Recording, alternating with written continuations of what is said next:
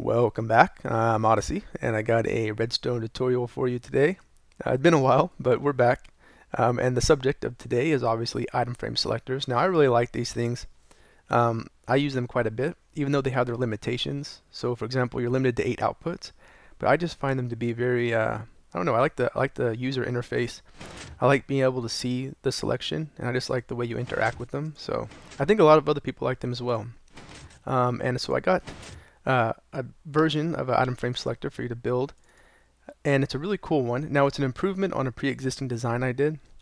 So I did uh, another version over here, which you might have seen before, and I'll go ahead and demonstrate that. So as I rotate this item frame selector, you'll see the item frame. You'll see that the output gets decoded. So right now we're at 1, then we go to 2, then we go to 3, etc. And it works pretty good, and it's pretty cheap. But there were some things about it I didn't like and I wanted to improve upon. One is I didn't like the way it stuck out right here. I wanted to keep it narrow, and also I didn't like using 5 comparators. I wanted to reduce those costs a little bit. And this is the improved version over here. And as you can see, all we use is 3 comparators. And that's really, besides the redstone dust and the torches, all we're using to decode this signal is 3 comparators, which is pretty cool. And it's nice and compact. And it's faster. So if you look to the output torches, you'll see as I rotate this, it updates faster.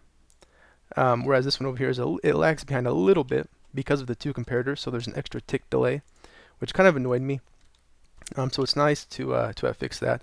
But it's pretty much all around a better design. It's more compact, it's faster, and it's more resource light. All you really need to do this whole operation is 3 comparators, which is pretty neat. I have explained how this worked before when I was showing this one, but I'll go ahead and explain how this works again in case you haven't seen that video.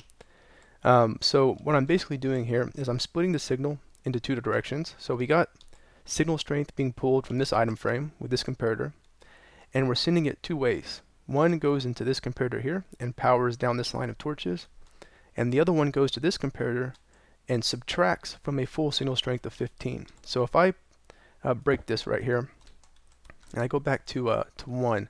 So you'll see that this comparator is powering over all these torches here, and it's shutting them off, all except for this last one right here.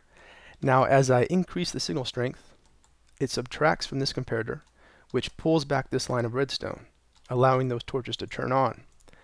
And that's what's happening on the left side. And then from the right side, all I'm doing is powering over the top of these torches with the current power signal strength, and the torch that gets left unpowered is the current signal strength. We're on signal strength 4, then we go to 5, 6, 7, 8, and then back to 1. And so that's how it works. So pretty simple, nice and easy way to decode an item frame. Yeah, so let's go ahead and build it. Alright, now before we build it, if you take a look at my inventory, that is the exact number of items you need of each sort. And as you can see, like I said, it's very resource light. All you need is 26 building blocks of some sort, 19 dust, 9 torches, 3 comparators, an item frame, and then something to put in that item frame to point to your selection. So I've already got the item frame down here, and this is what we're gonna build out from. And what we're gonna do is we're gonna come down a block, and then out 2, and then go up here, and we're gonna take this out 10 blocks. So we got 1, 2, 3, 4, 5, 6, 7, 8, 9, 10, and then bridge across and come back the same distance. So we're going to come back 10 blocks, and it should line up like that. And then we're going to put a block right there. Now we're going to take power out of the item frame with the comparator and go up here, and we're going to put a comparator down here and here, and we're going to put the one on the left on subtraction mode. So that's important. The one on the right is normal, the one on the left is subtraction. We're going to put a torch behind that, and then we're going to take redstone dust and go all the way around the whole thing, and then put our output torches starting right here. So we're going to go 1, 2, 3, 4, 5, 6, 7, oops, and 8. And as you'll see that our signal is 1 block too short. So all we do is we just put a block right here to extend that signal by an extra block, and now we got it lined up in the way it's supposed to be. So let's go ahead and test it. Right now we're at signal strength 1, and we'll go to 2, 3, 4, 5, 6, 7, 8, and back to 1.